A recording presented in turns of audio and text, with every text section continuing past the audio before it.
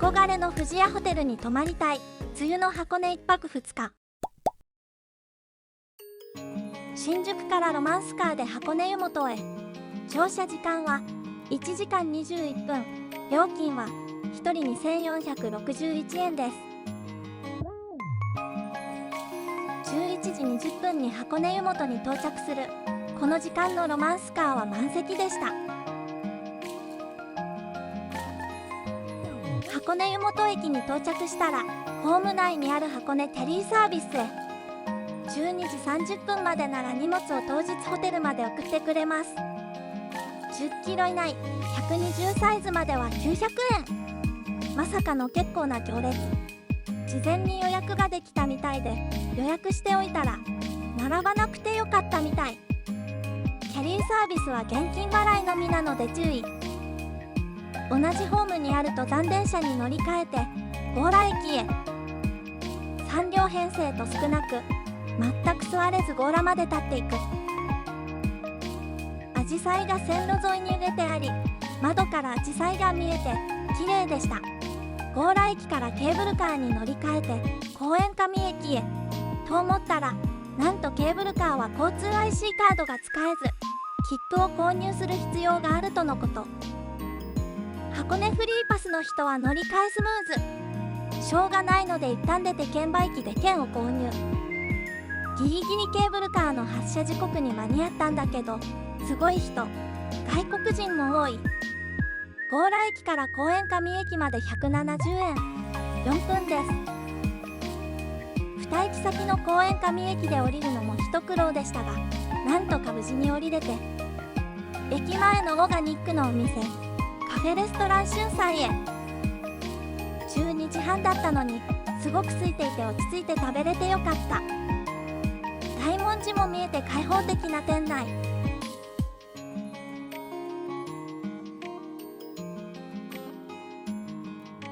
2人ともカツカレーで1260円。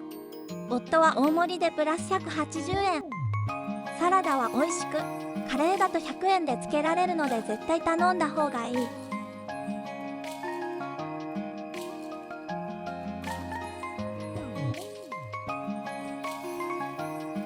カレーの中に美味しい牛肉が入っていたからカツカレーじゃなく、普通のカレー950円でもよかったかな。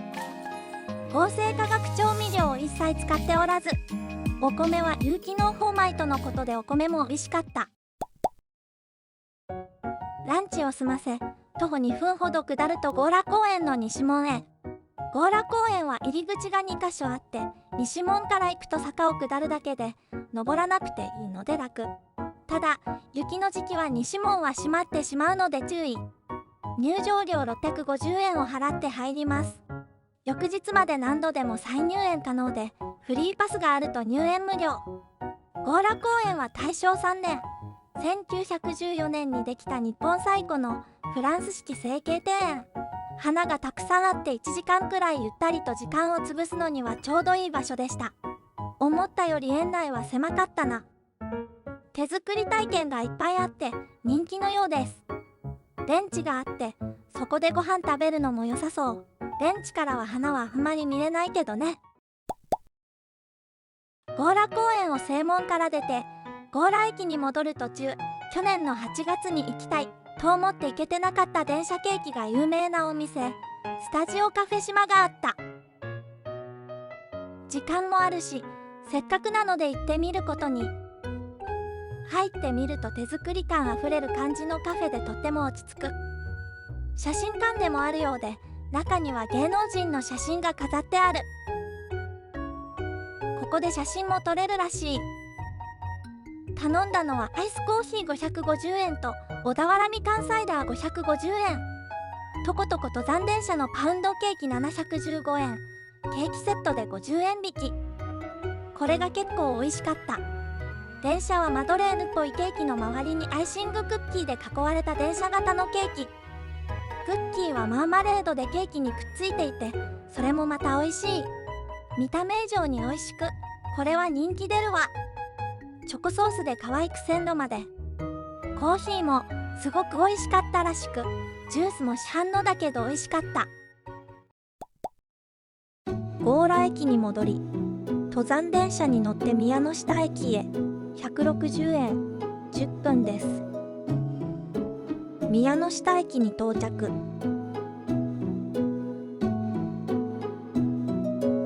歩くこと5分、ローソンで飲み物を購入。さらに歩いて1分、富士屋ホテルに着きました。今日は念願の富士屋ホテルに泊まります。憧れのニューグランドに泊まってすごく良かったので、クラシックホテルに一気に魅了され、それ以来ずっと泊まりたかった富士屋ホテル。料金が高すぎて諦めていたのに、ヤフートラベルから5000円の割引券とタイムセールで 18% 引きの1泊2食付き2人で82,492円。宿代は年々高騰しているし、今行くしかない。誕生日ならと思って思い切って行ってきました。富士屋ホテルは明治11年、日本で初めての本格的なリゾートホテルとして誕生。ジョン・レノン、ヘレン・ケラー、チャールズ・チャップリンなど世界の著名人が宿泊しています。富士屋ホテルの部屋は主に4種類で、本館、西洋館、花御殿、フォレストウィングの4つ。食事処のキッカソーとベーカリーショップのピコット以外は全部中でつながっているので、雨でも安心。一番古い有形文化財の本館、次に古いシンプルな西洋館、昭和11年に建てられた最も豪華で値段の高い花御殿、昭和35年と新しいけど内装が素敵、有形文化財でない一番お得なフォレストウィング。全室部屋のお風呂にナトリウム塩化物泉の宮ノ下温泉が出ます。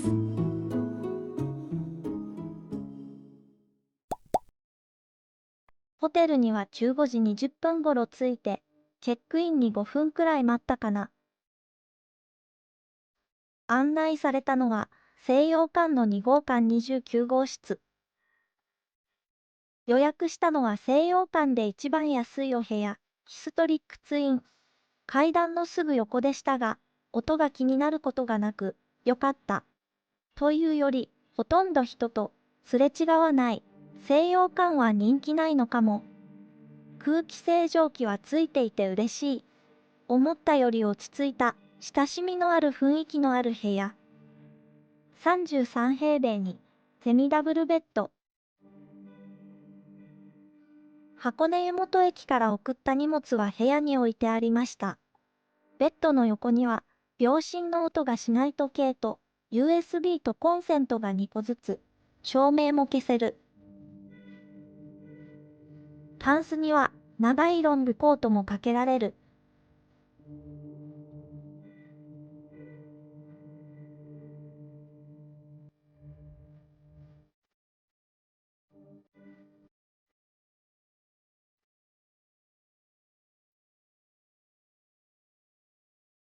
設備はさすがの高級ホテル、ハンガーもいいやつだし。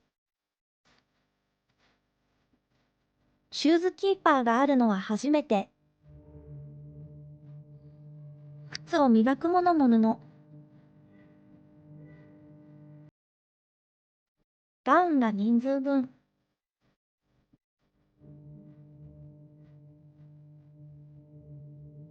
こちらは部屋着、M と L サイズ。部屋着は、ロビー、売店、ラウンジ、レストラン、バーでは NG。大浴場やドリンクコーナーに行くのは OK。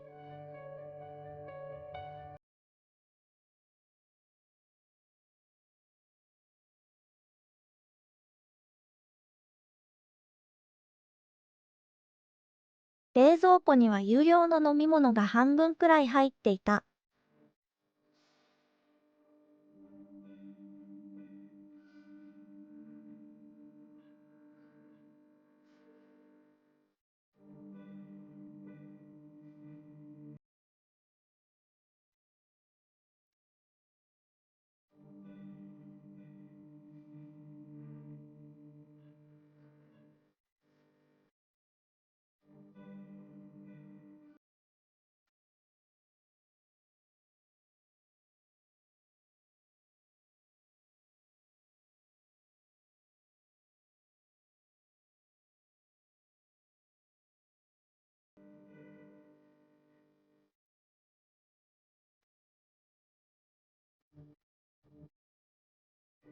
これは無料。荷物はまた箱根湯本駅に送ることもできるし、ホテルの売店から家に送ることもできる。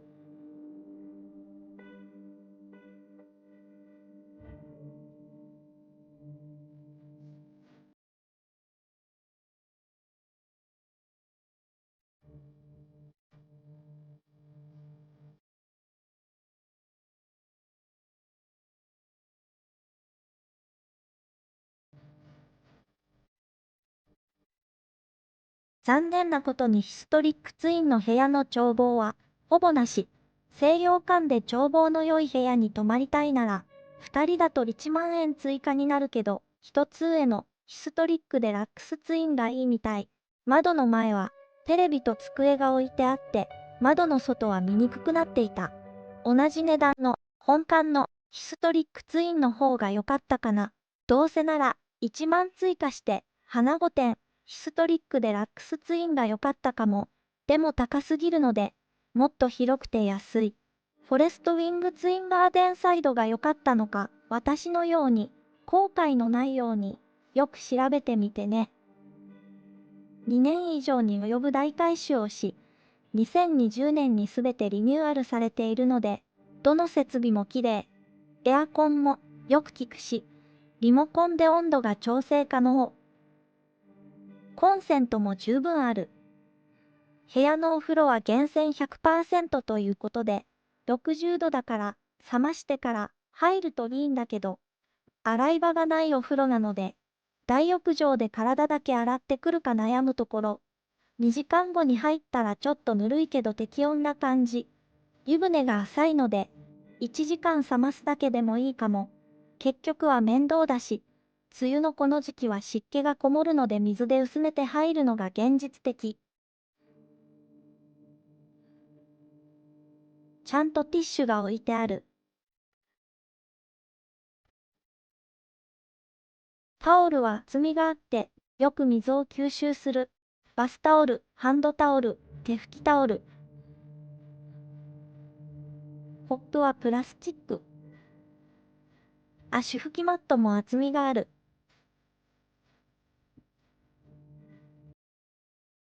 湯船は浅めの寝湯な感じで、肩まで疲れないので、大浴場は循環式だけど、部屋のお風呂より大浴場に行く方がいいかも。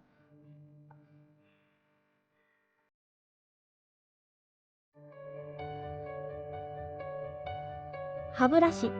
シャワーキャップは一つ、コットンと綿棒のセット、カミソリ、ヘアブラシがありました。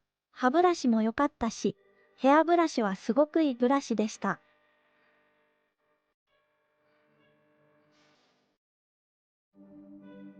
ボディタオルも柔らかいやつ。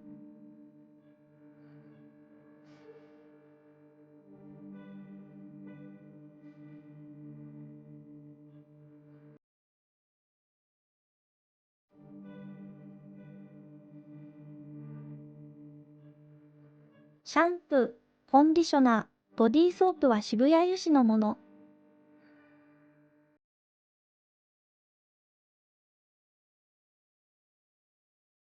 シャワーはちゃんと温度調整ができるタイプ。外国人向けか、一番低くしても、ちょっと位置が高め。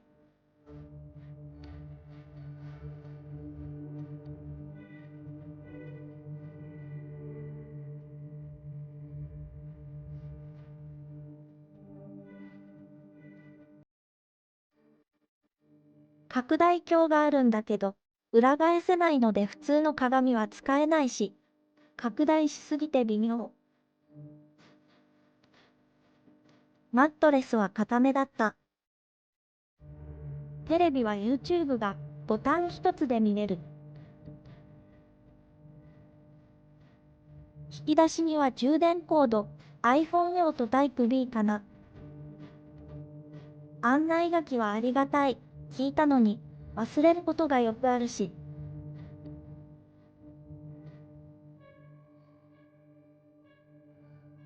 メイク落とし、洗顔、化粧水、乳液は言えばもらえるみたい。部屋着はセパレート。柔らかく、とっても着心地が良かった。L サイズでは、ユニクロ XL の夫はきつい。言えば、大きいサイズを持ってきてくれるらしい。ダウンもあって、これも着心地が良い。どちらもガーゼのように柔らかく、厚みのある素材。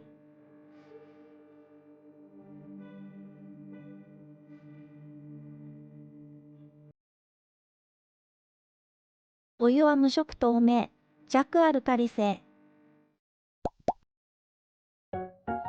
まもなく夕食の時間なので、着替えました。夕食会場のカスケードにはドレスコードがないけど、朝食会場はドレスコードあり、せっかくなので夕食もスマートカジュアル風で。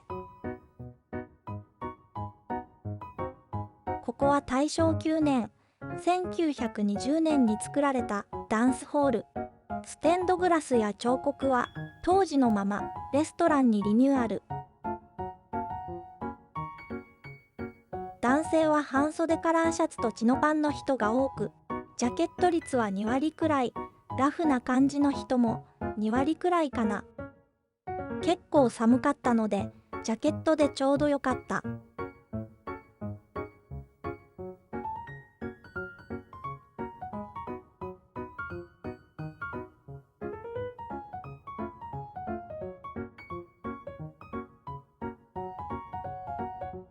クヌギダイと彩りのテリーヌ、サワークリーム添え。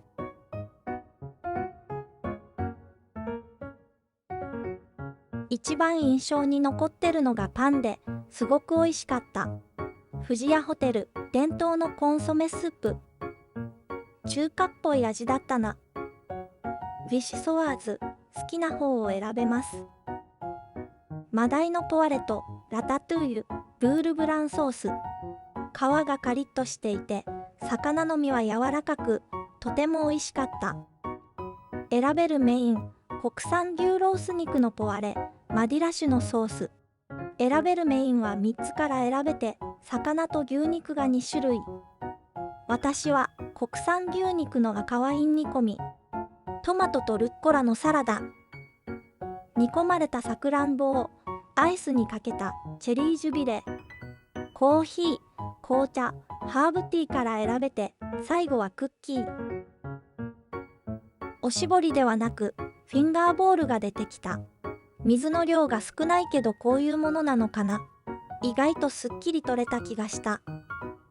素敵な雰囲気の中、満足できる夕食でした。